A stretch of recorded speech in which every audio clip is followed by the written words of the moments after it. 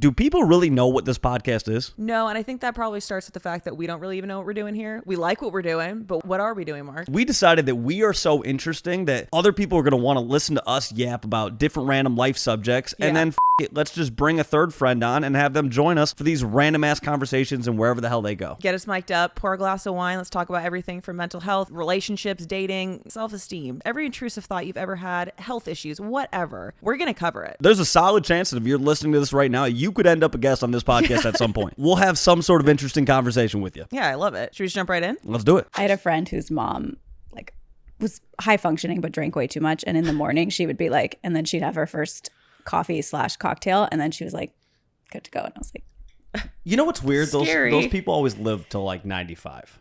no, really. And she's also a chain smoker, Yeah. and she looks fantastic, and she's probably pushing 80, and she's like great. They're built different. Yeah. I always think about that because like there's those people that you meet in life that just absolutely take care of, like disgustingly bad care of themselves. Yeah. And every once in a while when I'm taking like fish oil in the morning, I'm like, why am I doing this? Like, is this like what if I just get cancer at 50 and that's it, right? Like, I'm hoping that's not the case. Let's knock on wood here. Yeah. But I'm like, It's luck of the draw. It is. really There's is. some people who just take terrible care of themselves that also kick the bucket very early, and then there's some that just like they're like a cockroach. They like can't be killed. They're like Nokia phones, like the brick phones that we would all give, and we would just like throw them against the wall so we get a new edition. In and my world, break. that's like the 19-year-old little crunchy chihuahua that's like really mean and tries to bite everyone. It's like, I will never die. You're like, she's got a heart murmur, the teeth are falling out of its head, like everything's wrong with it. And it's one of its eyes is blue. Yeah.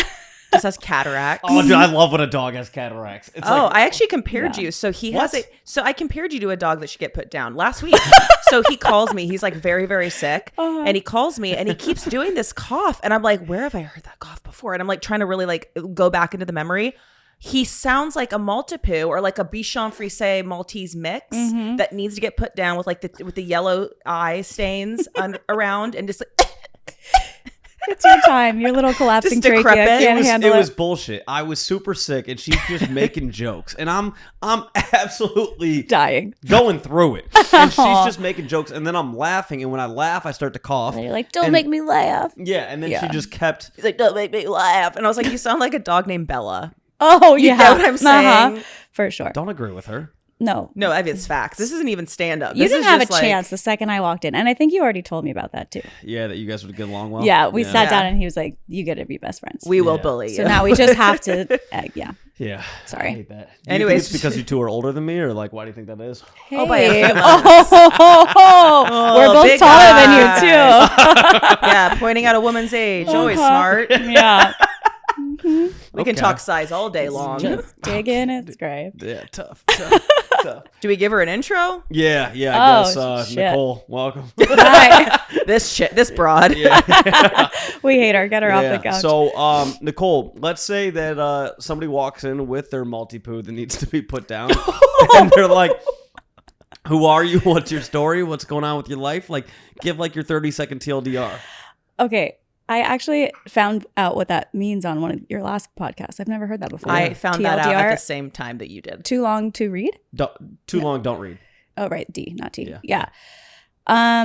So I'm Nicole, or Dr. Nicole Fein on Instagram. I'm a veterinarian, an internal medicine specialist. I also work emergency primarily now. I'm a now retired sort of professional dancer, 35 years old, divorcee, just trying to, figure shit out.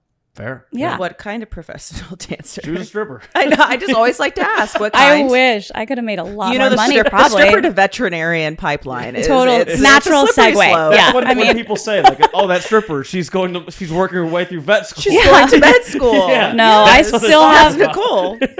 $300,000 in student loans, so I definitely did not. Wow. Sadly. Most of my professional work actually was when I was younger. I toured with Radio City for their Christmas show. Oh, like Rockettes? Mm-hmm. Well, I was like the awesome. little girl in the show. I did re-audition for the Rockettes when I was 18 and did not get it. But I just did random kind of commercial type stuff. Awesome. Yeah. It's amazing. What are you trained in? Not ballroom, but basically everything else. Jazz, tap, ballet, modern, Incredible. etc. Yeah. Ballerina, 17 years. Let's go. Nice. Really? Yeah. I think that's where the sense of humor comes from. I don't know. I think it's like trauma. Yeah. is You know? totally trauma. It's like really having your foot like what's it called? Plie? Well, No? that's just a pointed foot. Okay. Just But a what's it set- called when you're on your like your little On like, point shoes? On point. on yeah. point? On point. Oh. Mhm. I think it's like such a restrictive hobby that you're like, you just like let loose when you get out, you know? Yeah. No, dancers are wild. They really are. They're like nurses. Yeah. I saw that when she had 3 espresso martinis at lunch. Okay, it was Okay, two that and a felt half. like that felt like a call out. Wow. And Elefante has a lavender Earl Grey espresso martini. That's tea. How could I not have 10 of them? That's Yeah, medicine. That's fair. They were very good. That's aromatherapy. They're yeah, very good. it was healing. Yes. It's I had medicine. I had a mimosa. So Mm-hmm. You Yeah. would. Exactly. dude, This guy. It was early. It was like noon. I don't know. Yeah. Okay. Never had a breakfast beer before? Yeah, I guess Grow up. It's 12:58 right now. We're drinking Grow up. margarita right now, so I guess it is what it is. Cheers. But, yeah, cheers to that. But Yeah. there was something I was gonna add, and I completely. Oh, she posted this video the other day of her doing like a dance class, and she was in like heels doing it, and I was like, dude, like, how do you go from like veterinarian by day? Boom, just killing it in heels class, which looks incredibly difficult. And I was like, how do you do it? Women are multifaceted. I don't know if you know that. Yes, we're We can do exceptionally everything. talented. This is just going to be a gang up on Mark episode, isn't it? Huh? Yep. Yeah. We can do anything. No, that's awesome. The heels It's class so fun. intimidates me. So it's hard if you're not used to dancing in heels, just because of like holding your weight up and not breaking your ankle is like For half sure. the battle. But it's super, super fun. And they make, they're from Amazon, but they make like special heels for class that are like a little more supportive around the ankle and have like a felt bottom it's great. It's so fun. I would actually pay good money on it to see her do a Oh my heels God. class. Wait, we should totally Wait, go. I also We think it's should really totally funny go. when you see like the videos of what's that place called Playground LA. Oh, yeah. When you see all of the videos of the girls, like the outfits were like, okay, off the shoulder, slouchy, one leg up, like very performative. It's like the equivalent of performative white males. Yeah. Like they just the baggy sweatpant Oh, yeah. cut this out, the one boob's out. Yeah. There's usually like a knee pad, but maybe not two. maybe not Yeah. though. What Maybe was the movie with Channing Tatum?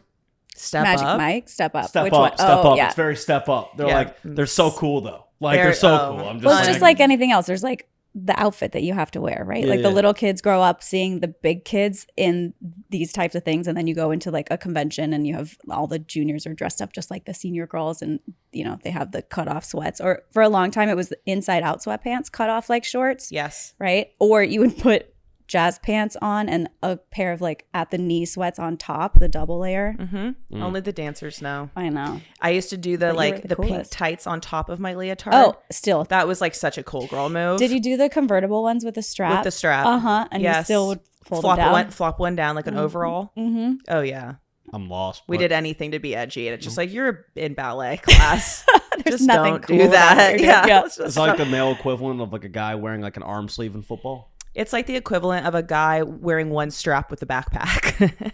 Oh, okay. Yeah. Are you a two strapper or a one strapper? I was Yeah. a two-strapper. Like 21 Jump Street. He was like a rolly backpack, probably. Okay. All right. This is just Oh, shots fired. Nicole. We got along so great last week. And what happened? Yeah.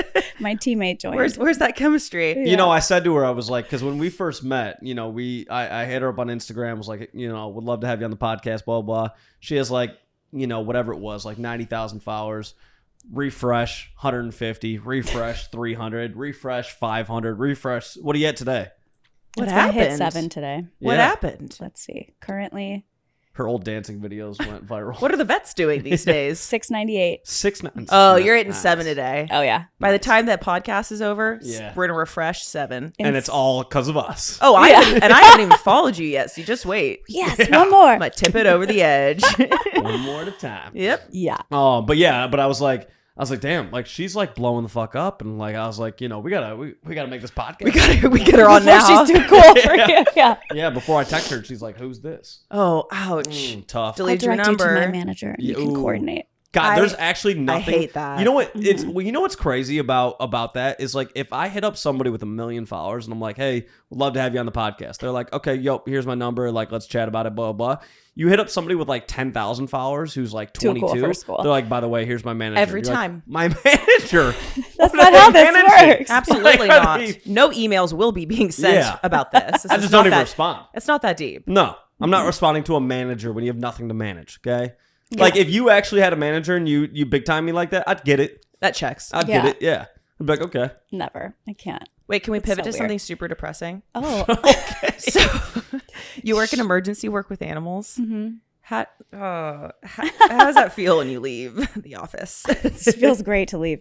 It's hard. I mean, some days totally suck, but overall, there actually are a large portion of cases that are fun and easy. And if you look at the Instagram, all of the cases that are there, like, you know, this cute little wiener dog comes in with a bee sting and is essentially fine. You know what I mean? So there's plenty to balance, but no, some days just really hard suck and you cry on the way home and then put it away. And how do you compartmentalize like that? Like if you just had a day where like this cute ass puppy, I mean, this is so sad to even say, but like a cute ass puppy passes. I'm not even gonna say the other word. Yeah. But a cute ass puppy passes, and then you see the family, and they're so depressed and sad and everything like that. Yeah. Like, how do you just go home and be like, all right, like I got a date tonight?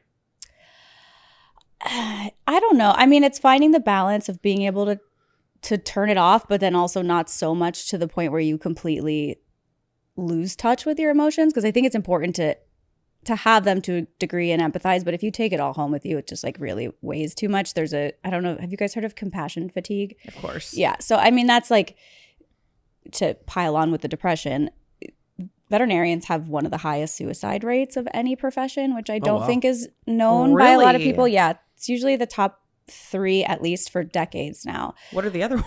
I think dentistry's up there, which is also a little bit surprising, I think. But pays so well too. Yeah.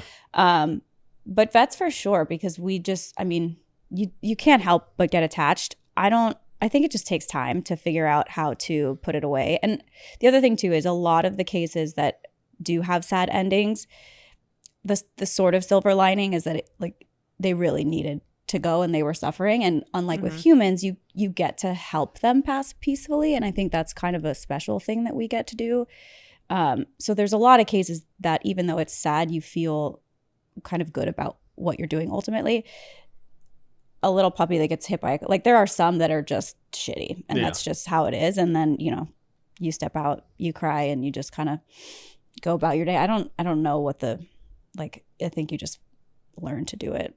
The lack of communication part is what kills me. It's like not being able to explain why they feel a certain way or what's happening next. And like you get that luxury with human beings. Yeah.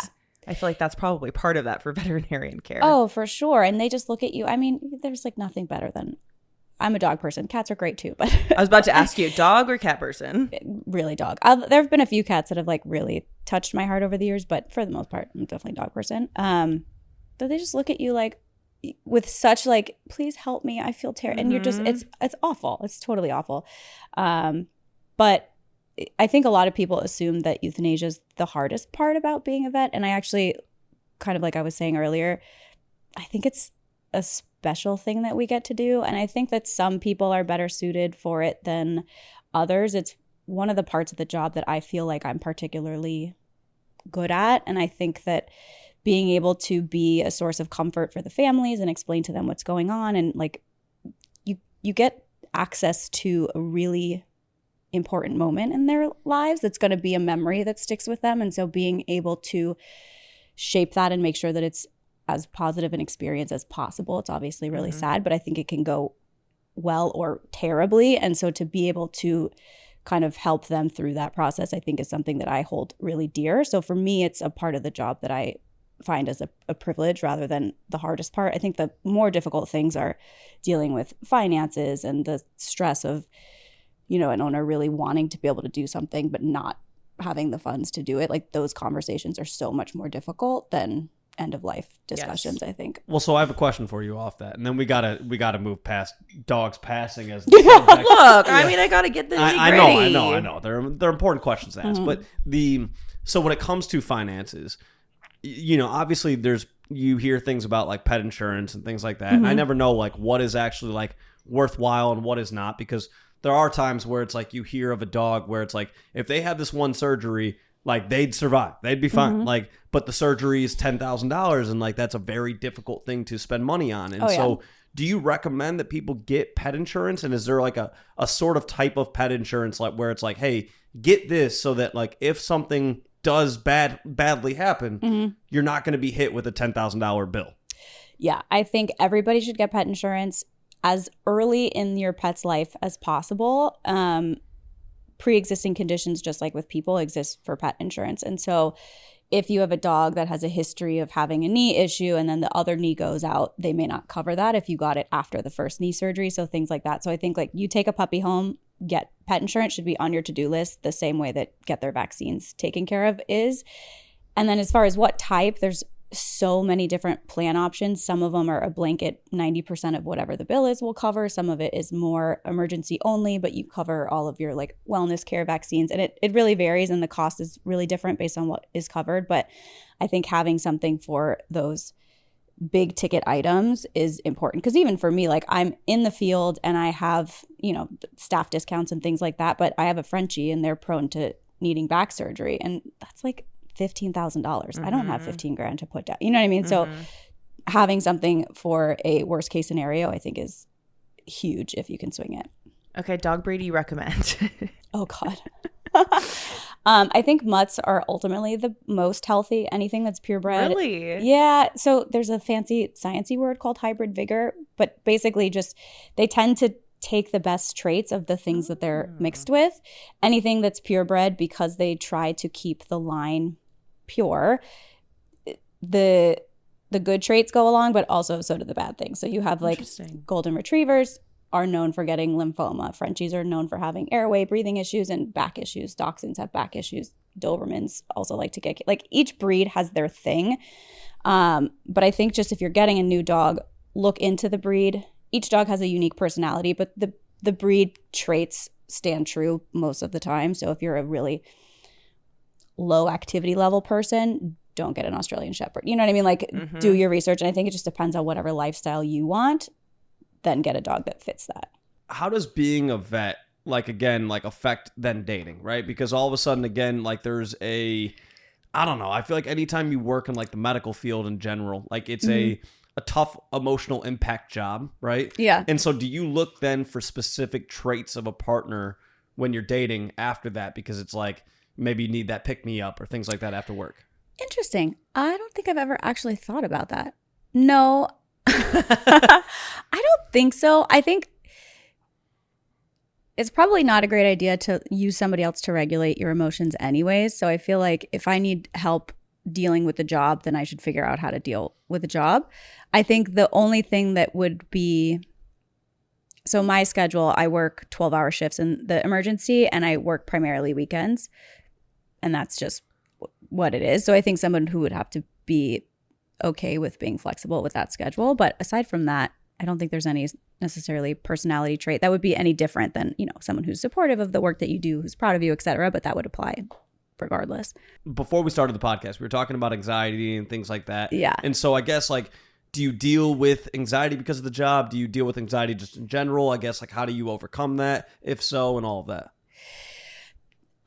I think the anxiety with the job has subsided a little bit. Definitely as a new grad, you're just like on edge all the time because you're like, do I know what I'm doing? How do I explain that? Like, there's this constant imposter syndrome, which doesn't ever, at least for me, fully go away, but definitely gets better. I'm very comfortable looking an owner in the face and being like, I have no idea what's wrong with your pet. Like, that's just something that happens. But in anxiety in general, I never really dealt with it growing up so much, but in the last year or so, it has crept its way into my life quite a bit. Obviously, I'm not a mental health expert, but therapy and medication that is prescribed is the first step. But I think there's a lot of things that you can do. And one of the things that I try to do, at least at home, is I always use the example of a scary movie. So usually for the first 90% of the movie, the monster is something you can't really see. Like it's a shadow or a scary sound that they play to indicate that it's there. And as soon as you actually see the thing, my reaction is usually like, oh, that's kind of lame. It's not that scary, which is why they don't let it out right at the beginning. And I think that's anxiety for me usually comes from a place of anticipating something. I don't know how it's going to go. I'm afraid I'm not going to meet an expectation, or there's just this unknown. And if you can try as much as possible to put a name on it and put it in a box and look at it, I think that extra fear and anxiety goes away. So whenever I feel that wave, like for me, it usually manifests with like my heart starts to race, my body feels warm, and I'm like, what's happening? I'm totally fine. Like, where is this coming from? And so I just try to think about, okay, what's going on in my life that could be unknown or scary? And as soon as you can actually make it something tangible, then it's like, okay, now it's a thing on my to-do list rather than a monster in the closet. For sure. And I find that helps me a ton.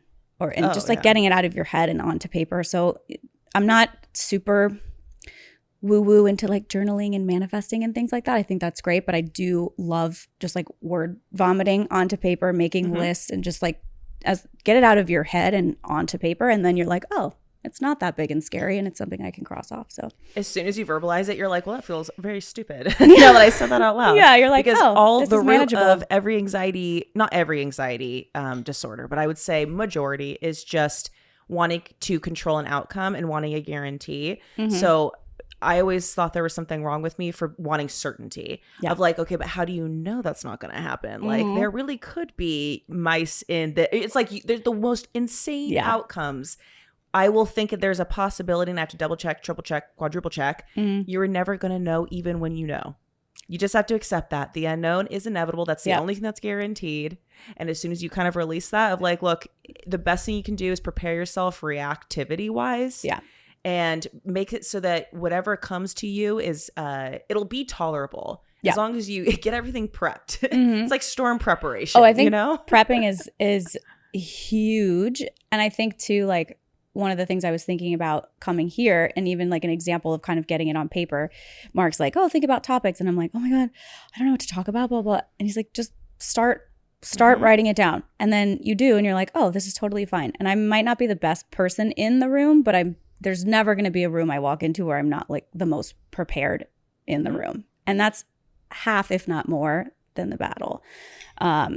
For vet school interviews, I was freaking out about what questions were they going to ask, whatever. So I printed out a list of like 150 top interview questions for grad school and vet schools in particular, and wrote out answers to 150 questions. Like, I don't think very many people spent 2 days writing out 150 answers, but I had stories and anecdotes that I knew that I could twist and use in any kind of situation, and felt super confident.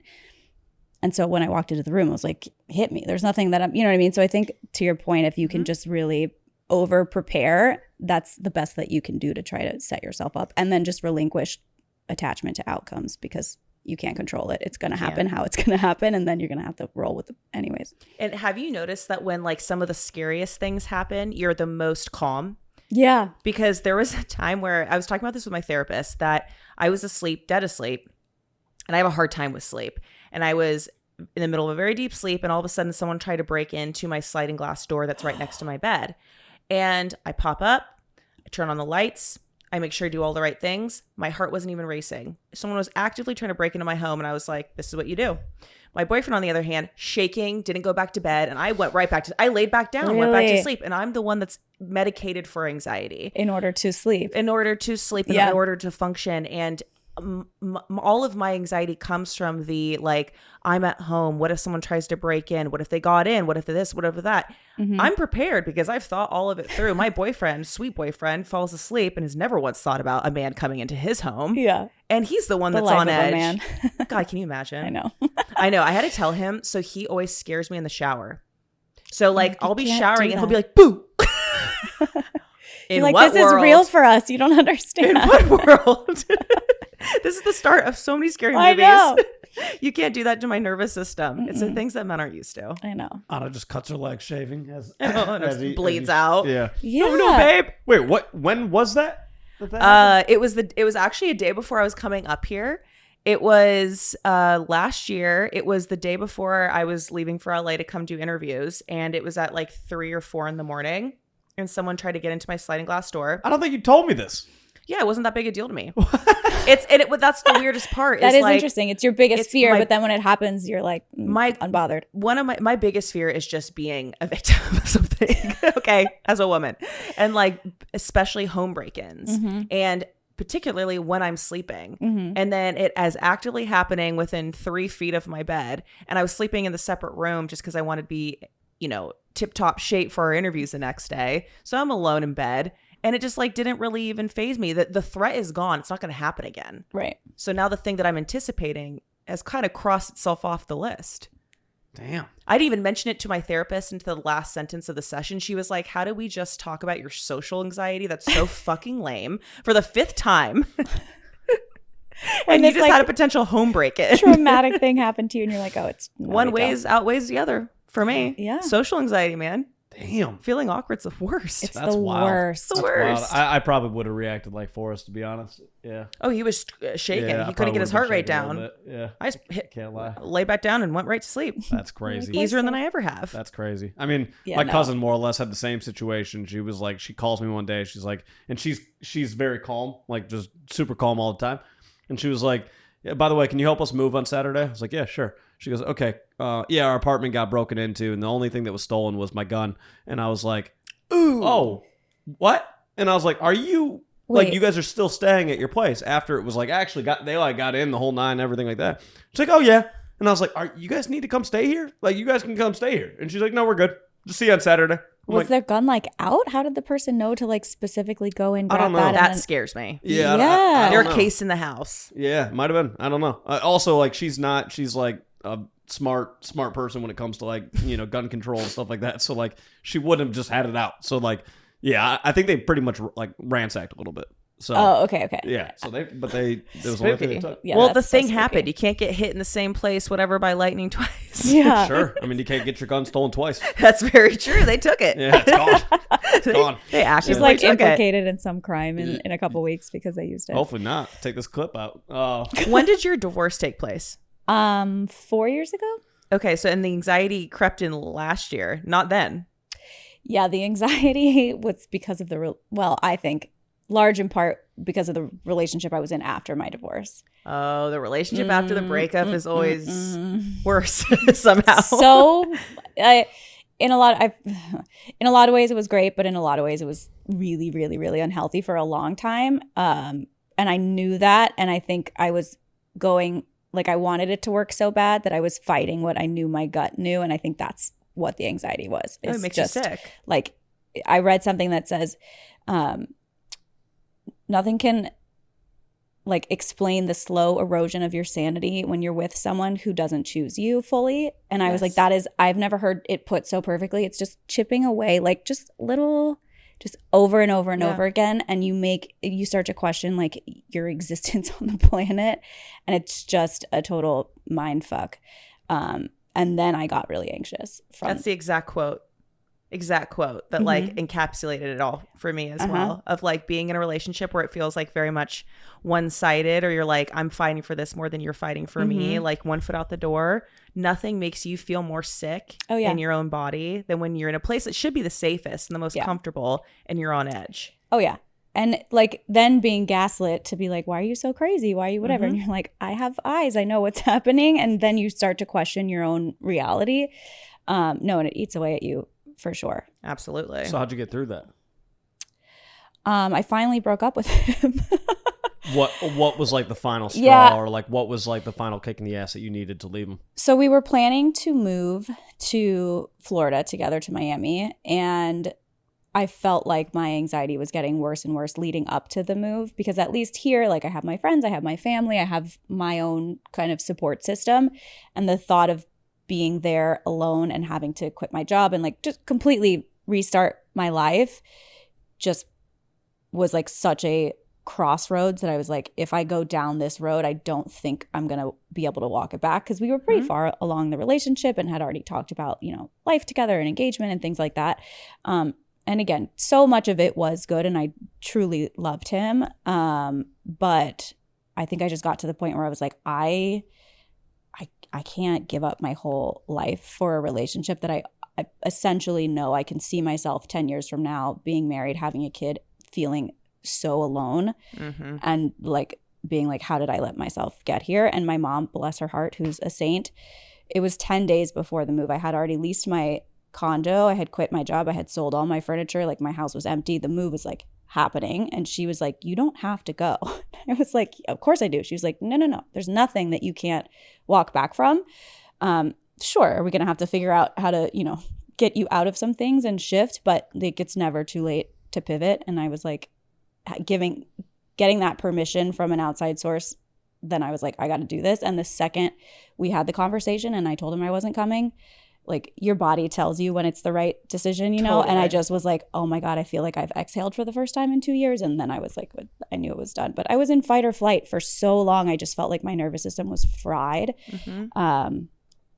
And I just like, I think the move actually was helpful because I don't think had I had some like physical obstacle, I maybe would have continued to give it more time and little adjustments and whatever. But this was such a black and white, like, are you going to do this or not? There was a deadline. Yeah. Per se. Yeah, for sure. And then I like got sued by the people I had leased my condo to, and then it wasn't working. Like it was a lot. I had an empty house. I had to refurnish my whole place, but so worth it. It's logistics. Like at the end of the day, you have to remind yourself that, yeah, it might be expensive, it might be stressful, but it is just logistics compared to the rest of your life and like the quality of the life that you're going to live. And it's always worth it. Always worth being inconvenienced. Yeah, absolutely. So. And it's like there's a solution to every pain in the ass. So like when you think about like a situation where you got sued, I'm sure in the moment that happened, you were like, all right, this is not some shit that I want to deal with right now. But like you came to a solution, you came to a resolution, you solved the problem, right? Yeah. And so it's like you'll get through anything, but like the biggest thing is like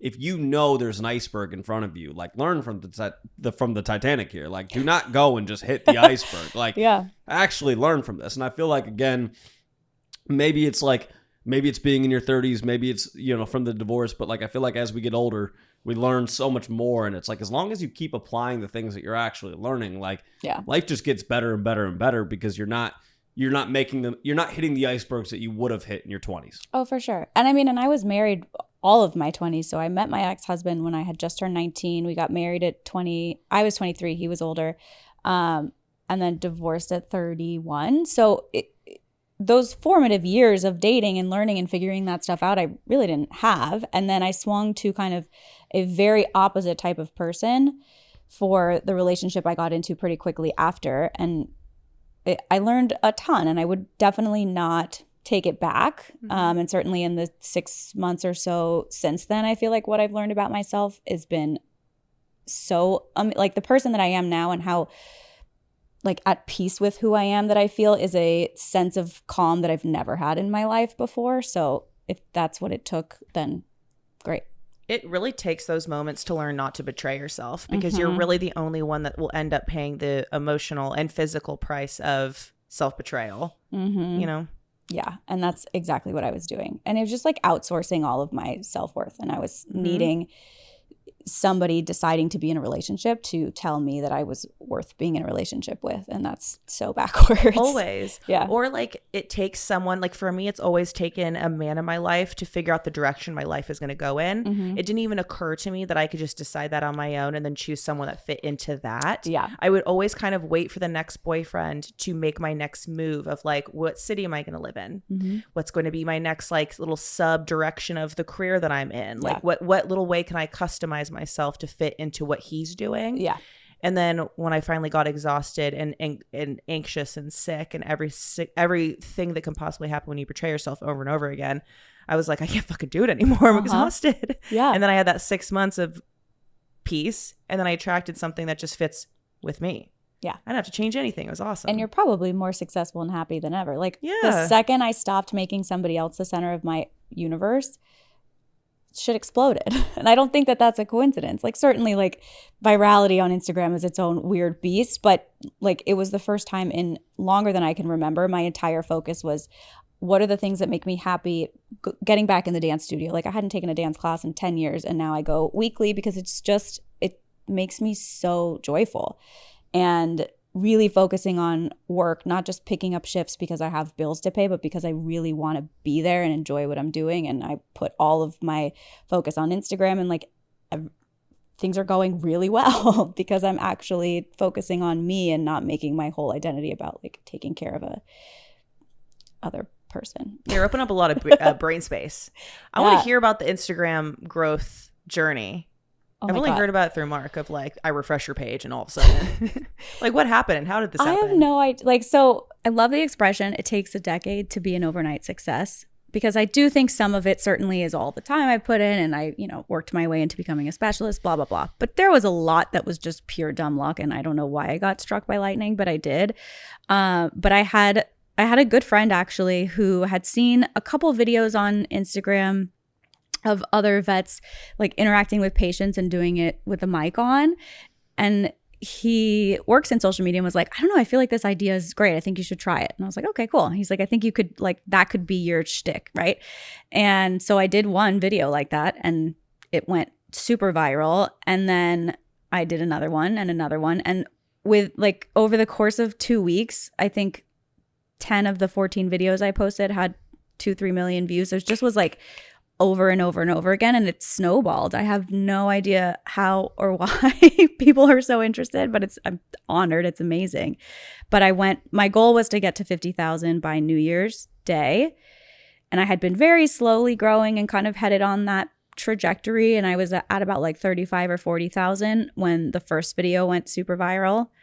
And then by New Year's Day I had 250, and I'm gonna hit 700 today. It's been a month since then. Like, I mean, there were days where, because you can see like how many followers you get per day. There were days I was getting like 45,000 in a day. Like it's incredible. It's so nuts. What's literally the theme insane. of the interviews? Like, what do you think? Like when you're miking up, what are you doing? Yeah, so I just record myself examining patients. So a new thing comes into the emergency room, and the thing about it is too, like the way that I interact with my patients, I think is what people are interested in or like excited to see or resonates with.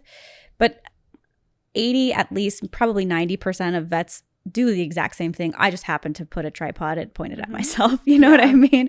But something comes in and I'm like, oh, who's this? Who's Fluffy? Whatever. Tell me about it. My tech gives the history. I do my physical exam and I just like love on them. I suffer from really intense cuteness aggression, and I usually like chew on their cheeks or put their face in my mouth or something ridiculous too. I like to make out with everything that comes in the door.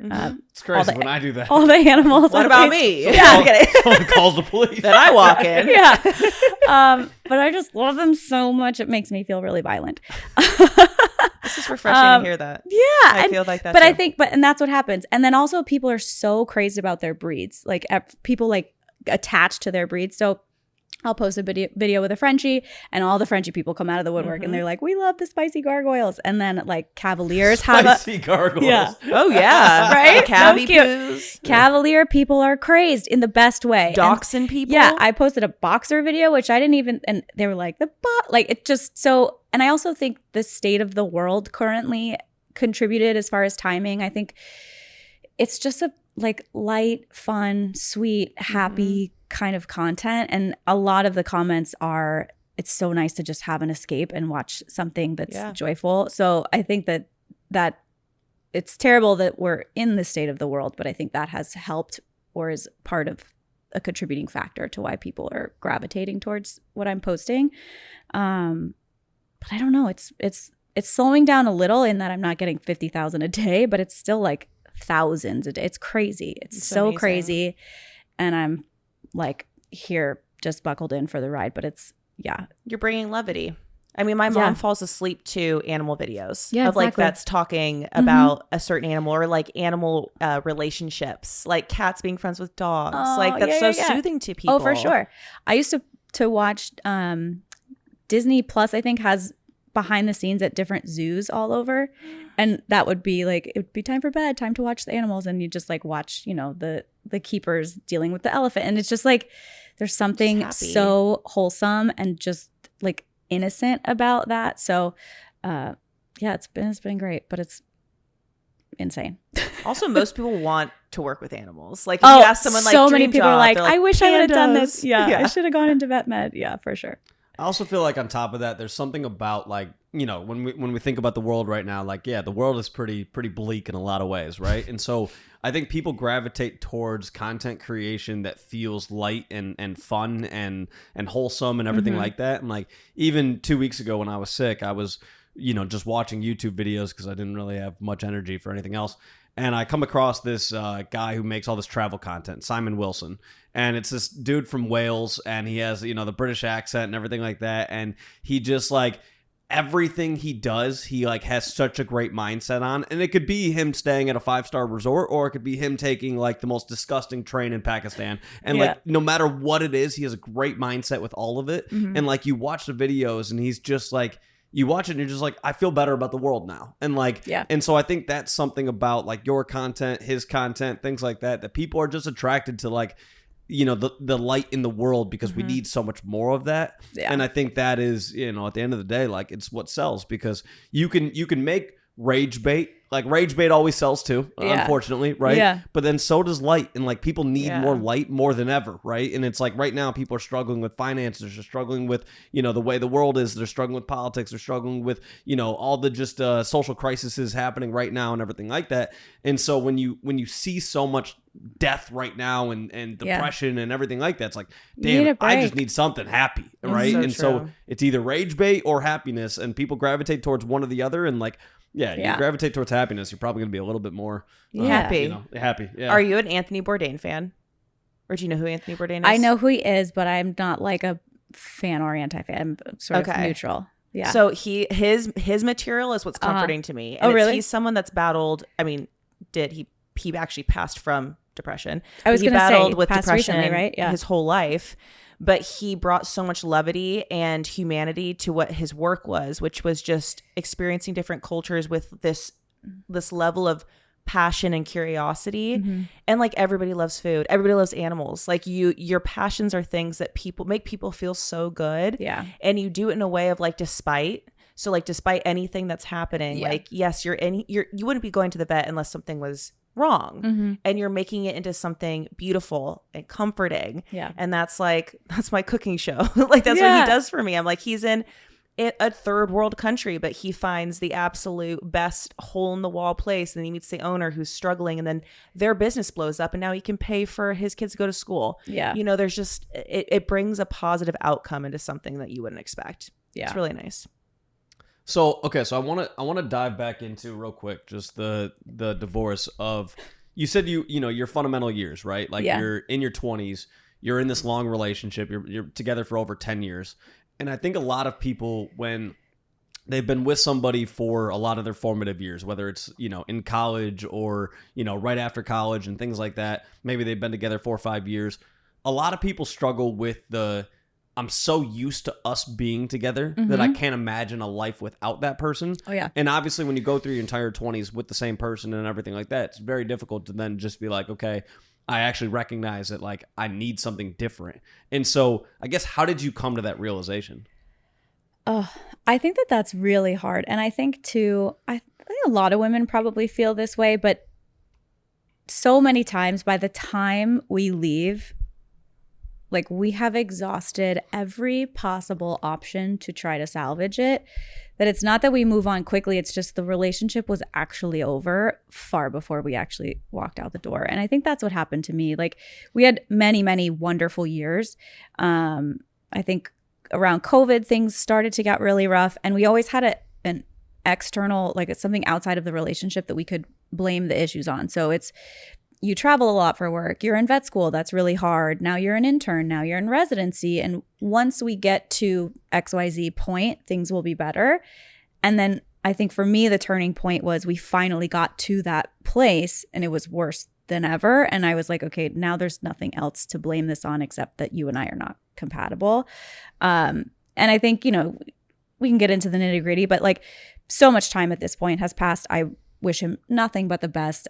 We did have a lot of wonderful years together. I just think that we were headed in two different directions, and like, we weren't each other's. The person who you're married to should be your biggest supporter, but like, you should take on the world together, and we were just taking on each other. Like, it just was a battle instead of like a team facing the outside world. We were kind of like facing off against each other, and it wasn't positive. And I just finally got to the point where I was like, I don't know. It's kind of like if the boat is sinking and there's one life vest, like I want to help you, but I have to put it on myself. Like if that's really push comes to shove. And it did get to the point where I was like, I'm dying here. Like this is you or me, and I have to choose me because you're not going to.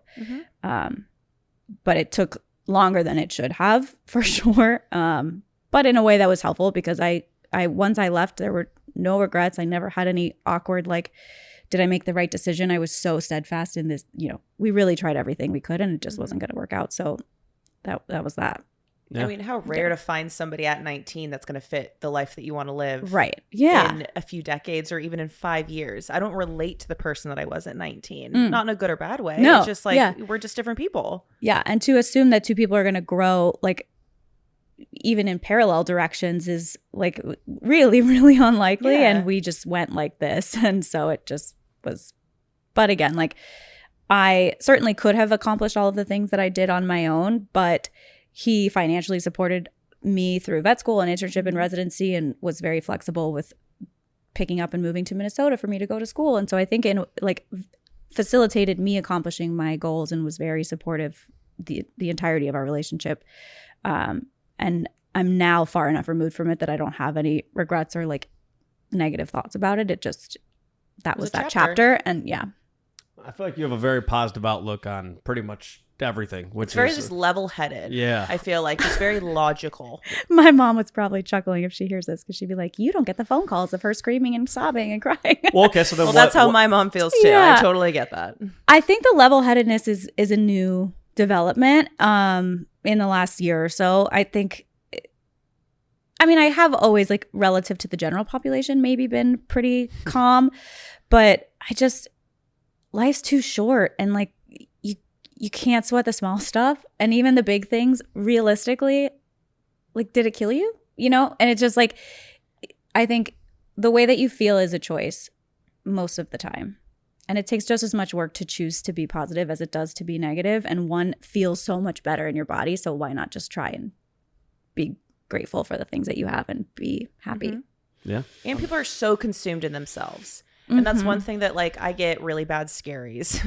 Yeah. Even, like, alcohol removed. Just like I've had a social interaction. I wake up at 3 or 4 in the morning, heart pounding, recalling everything I said. Did I possibly offend? Could I have said something different? And, the next morning when my boyfriend wakes up, I'll tell him about all of my feelings. And he'll be like, the blessing is that no one's thinking about it. No one's thinking about you. They're all wrapped up with the things that they could have said differently, or like how they looked. Like, no one is as wrapped up in you as you are. Oh, yeah. And that It's is almost a beautiful thing. Never about you. No. And even, like, I've learned too in friendships, and I think having friendships that started younger and then you now are at this point in their life, like most of my friends are married with kids. And the dynamics of those relationships change. And I think at first it's easy to be like, well, why don't we talk anymore? And but like, it's really not about you. They're going through their own thing. They're busy. And it's not that they don't love you. It's just that they don't have the time. And vice versa. Like, I'm somebody who, when I'm going through a hard time, I like want to cocoon into myself, and I shut the world out. And I think I've had relationships where friendships have been offended by that, and I'm like, that's just how I process, and and it doesn't mean I don't love you, but I also need you to give me the space to do that. And it's very rarely about you at all. I also find that, like, the best adult friendships are the ones that don't allow you to shut them out, because, like, my tendency is like, wall up. Like, I don't want you to have a bad day just because I'm having a bad day. Right. It doesn't even, like, it doesn't occur to me to call you as my lifeline just because, like, why would I bring the vibes down? Yeah. You know what I mean? And then But, there's like, the people who are like, no. But we're here anyways. Those are the friends that really outlast everything. It's like the ones that, like, you know what? Like, yes, you are self-isolating or you're self-sabotaging, you're cocooning. Like, I brought you food. Like, I'm still going to send you memes. Like, I'm going to force my way in and let you know that you are not alone. Yeah. Those I love sustain those anything. cute little, like, I'll get a text. It's like, life check. Love you. Yeah. You don't have to answer. I know you're doing your thing, but, like, Pulse we're check. here. Yeah. Your life? Yeah. Yeah.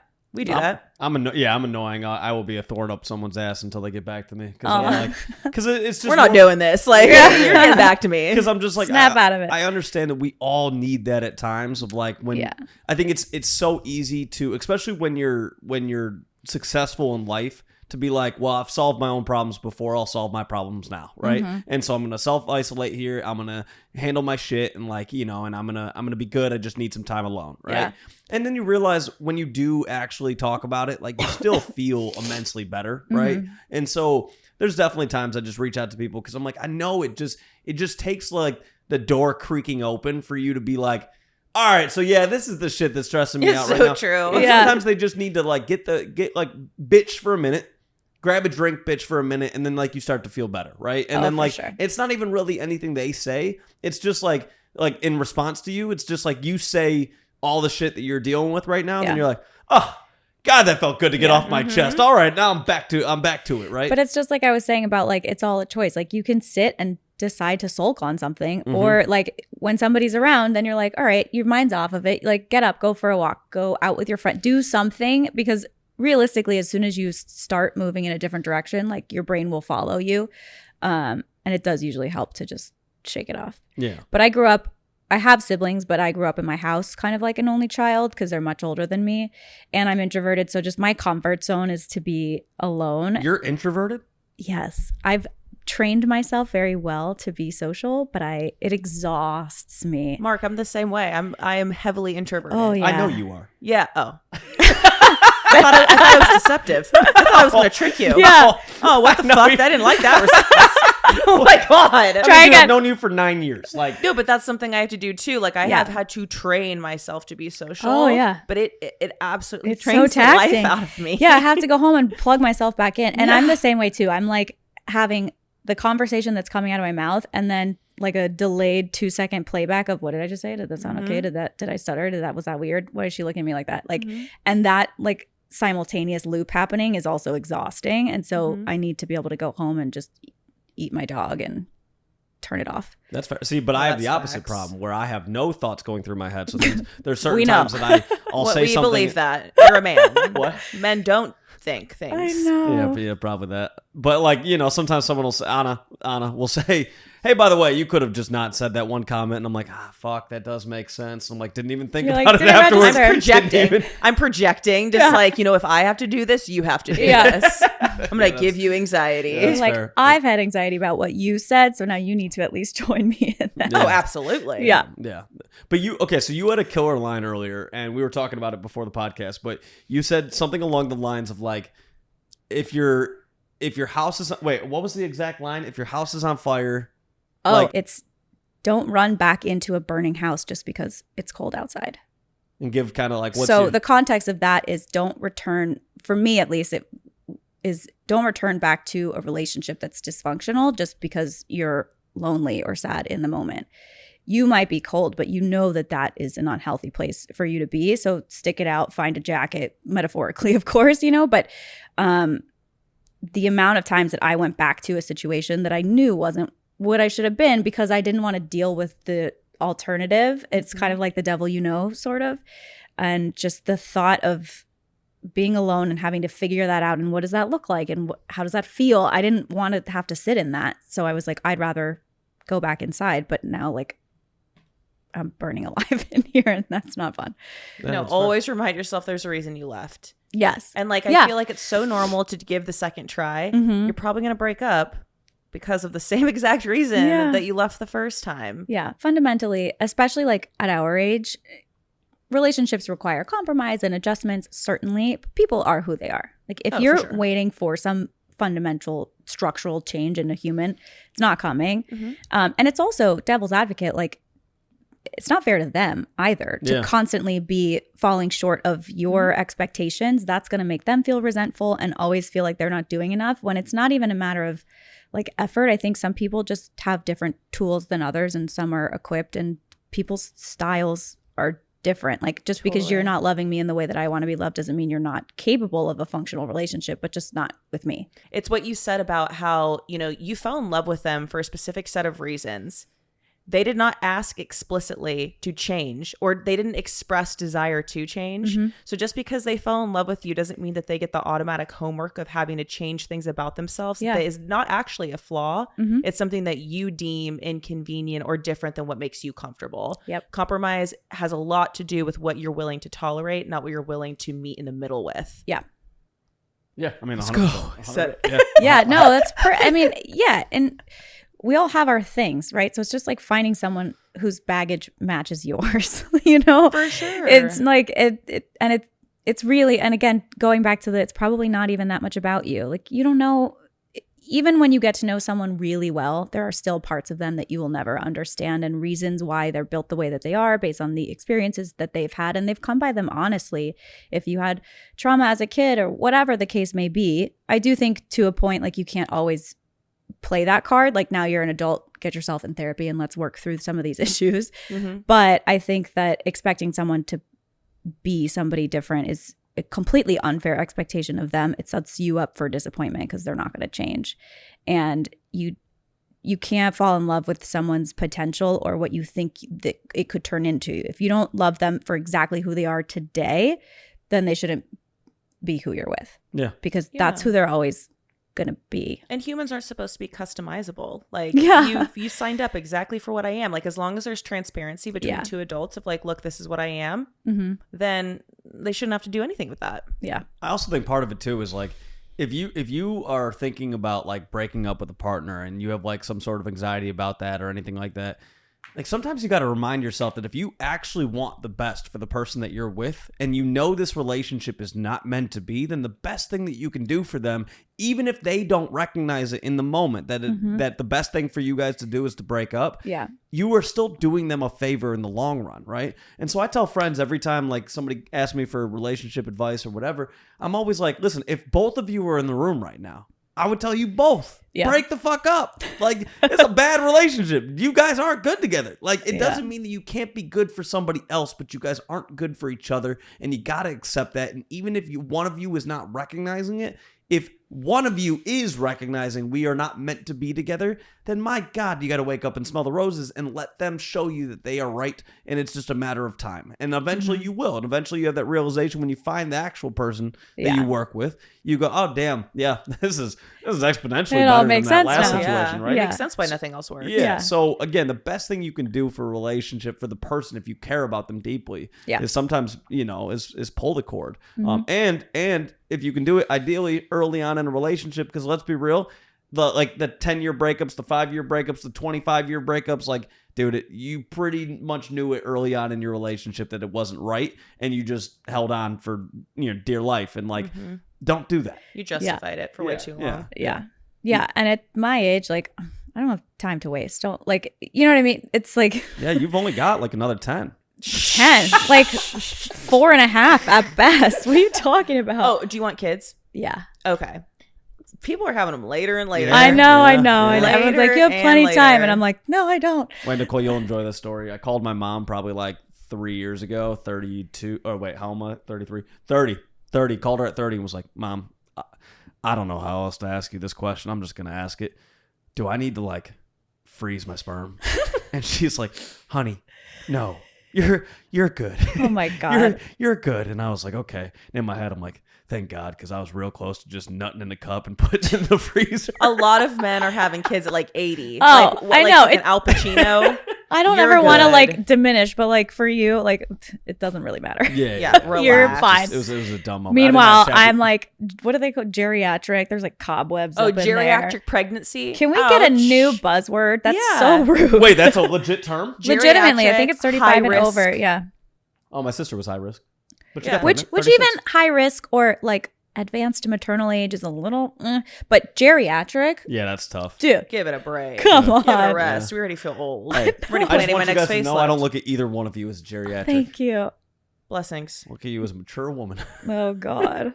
I know when people start calling you like an ma'am and like I haven't been ID'd and I can't even tell you how long. And now when you get it, it's that like kind of patronizing, like, can I see your ID? I'm like, it's not even funny. Yeah. No, it's not even funny. It's not even funny. Just don't ask. Yeah, because I know you're only seriously. doing it to like try to flatter me, but that's insulting. Or it's regulation because they just got busted or for something. Sometimes they'll be like, I have to ask because like anyone. And I'm like, no, you want to ask because I look so young, right? You're on the fence right now. Yeah, God. You're on the fence and you don't know it. I get carded a stupid amount of times. I hate it actually. It's your glasses. Boo-hoo. It's being short and not having facial hair. It's your glasses. What do you mean my glasses? You have a youthful glass You shape. do have. They're Harry Potter.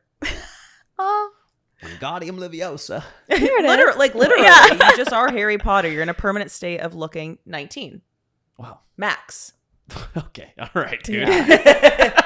It's fine. Oh, It's fine. We're You'll love never it. talking again after this. Yeah, we are. This is it. You This told is me it. I seemed asexual, so God. we'll talk about that later. Don't Yeah. worry. Yeah. That's for another time. Yeah. Anyways, to close out on something really, really cute. Mhm. So I was with a guy for a very long time, and he was allergic to cats. Cats, if you know me, I don't want kids. I want 2 cats. End of Okay. story. I don't give a shit if I get married. I don't give a shit if I pop out kids. Like 2 cats. Cats. Okay. And he was like, I'm really allergic. And when he was giving me the breakup speech, he said to me, this isn't going to work out. You like cats and I like dogs. And I held on to that. And I really thought about that. And I was like, I like dogs too, though. Now I'm with a boyfriend who is severely and has like an asthmatic reaction to cats. And he just did his first immunotherapy Allergy injection yesterday for me so that I can have my cats one day. See? And that's love. That's the kind of compromise that you can And do. that's the kind of compromise you want. Absolutely. Yes, I had a my guy. angel, and now I'm planning him a date night just as a little reward. Oh, yeah. He needs a Just treat. get some Yeah. sex time after that. Who knows? I mean, yeah, I had a guy one time who didn't want the dogs in the bed, but then also was like, I think it's like physically I have like a visceral reaction to when you kiss your dog on the mouth. It makes me sick to my stomach. And I was like, well, this is not going to work. Bye. It's a non-starter. Like, Yeah, I mean, no, like, my dog. that's a you problem. No. And Yeah. it's totally fine. Like, if that freaks you out, it is gross. Objectively, I can understand that, but I don't care at all. I put my whole cat's head in my mouth. Oh, of course. Since I was little, like I have this weird oral fixation. I call them chomps. Oh, yeah. Yeah, like Great. I have to bite. If like I like you, I want to bite you. Uh-huh. And like my boyfriend, he has to. It's actually he really hates it. It's not good. But like with my cat, it's so delicious that I stuff his face. I make it as narrow as possible. I stuff it in my mouth. Yeah. I'm getting all heated just thinking about Yeah. it. So I do what's called a mouth meat sandwich. Okay. So I take my dog's lips and I punch them together and then I nibble on it. Oh, and that's fair. Yeah. I That's mean, absolutely doesn't fair. everyone? That's Obviously, baloney. that's fine. Yeah. Yeah. That's baloney at the end I'm of the like, day. give me some of that mouth meat. Ah. It's bacteria. It's a lot of bacteria, but in like a mouth. If you a were to cat's mouth. swab test our microbiome, I'm sure my dog and I have the exact same flora all the way through. Oh, we can't get E. coli. Like No. we're I'm resilient. immune. We're Yeah. resilient. All the cats that have been anyways, it sounds bad. yeah, I can't say I've ever put a dog or cat's head in my mouth. I can't say I've done that, but I'm totally fine with dogs and cats in the bedroom. My only thing would be because I heard a horror story once of like when that time is happening. With Oh, they your gotta partner. be gone for that. Yeah, they gotta be gone for that because I had a buddy. I'm not gonna mention names, but Oh my he God, was I can't wait. having sex with his wife, and his dog opened the door, and then all of a sudden No. he said he felt a lick on his balls, and he was like, "How's that possible?" And it was his dog. I wouldn't be able to make eye contact with my dog. Oh, I got tears in my eyes as I'm saying that story. He'd kill me if he knew I was saying this. He had a threesome. Oh God, don't say that. He's He had like a kissing threesome. his girl and is like, how are you doing that? Wait. It's a new trick. Yeah. What is this Wow. sensation? Yeah, She is yeah. so multifaceted. Yeah, no. They're too curious. My dog would be like, Oh What do you think? God, What's just up there? snorting. Yeah. And they're very gassy. oh, she's yeah. Gassy girls. She's very cute though. She's so stupid. She's I so love a dumb. stupid Her gassy. tongue doesn't fit in her mouth. Well, Well, I love that. It That's does. I love adorable. that. But it's like situational, which is even cuter because she can, well, she never looks normal, let's be clear, but she can put her tongue in her mouth, but when she gets really tired, Oh, Yeah. it leaks it out. droops out. So if she Yeah. wakes up from like a deep sleep, you'll be like, Stella, and she's like, huh? And it's like, it's so good. I want to see pictures after we Oh, we yes. wrap this. And like, you'll, as the night goes on, she's kind of looking at you like, she's tired. and you're like, it's time for bed. Okay, Yeah. let's go to bed. It's just, Mama can't keep her tongue in. no, it's time to go. time for bed. Yeah. And more way. Yes. Mama can't keep her tongue. Let's go to bed, baby. Yeah. And then I just like, I try to like, sometimes I'll try to lick it 'cause it's just so cute. Her tongue? Yeah. Okay. We are similar people. I see it now. I mean, it's like and it gets like dry just at the tip. If she's had like a long nap, it's been out for a while. You It's should kind of rehydrate cold, and I'm just like, I'm This so is- weird. I love this. I'm And- so unwell, but I can't. we I can was gonna take say, are these you clips. medicated? Yeah. Yeah, she said you said you're medicated, right? I am usually. Are you Oh my Prozac- God. You're Yeah. Prozac early? I'm a whatever's at arm's length. I was going to say, I'm Prozac. Yeah. Mhm. I like a, Prozac princess. Prozac princess. Yeah. No, we'll just take these clips of you talking about, tongue Making kissing out with your dog. We'll put those on your dating profiles. Compilation. And that'll be a good filter. Right, exactly. Because Yeah. if anyone's grossed out, Yeah. I don't want them They've anyways. got to go. Bye. Also, if they're too into it, though, also need to. Oh, bestiality. Yeah, Oh yeah. my Like God. you gotta be. They Wait. have to be like, oh yeah, I get it. Oh, you need to be But that's careful it. of that. They can't be like, I love it. Literally got a call from my manager this morning because her email is on my Instagram, and she was like, call me. I just got a really disturbing email. And I was like panicked. I was like, oh my God, what did I do? I thought I was in trouble.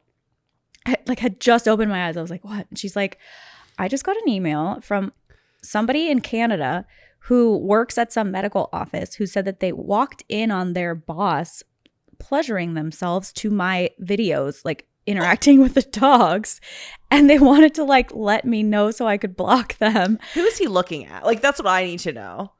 Wait, to one of her To my videos. videos. Yeah, but like, is it like the dog? Oh, is that he they're interested in? now? Oh, I see. Is it Yeah. breed focused? He's like, that boxer really gets I me. don't know. Ooh, yeah. Boxer Are you people allowed can to be ask weird. questions? I want follow up. I need more information here. What's the Yeah. protocol? Anna wants his It was email. super weird. So this person is now blocked. But They yeah. should probably be fired. Yeah. Hot and take. like institutionalized maybe if it's the dogs that are really getting them going. Also, they were doing the love session at off in their office. yeah, love and session. got caught at work. That's why you're single. Well, I wasn't.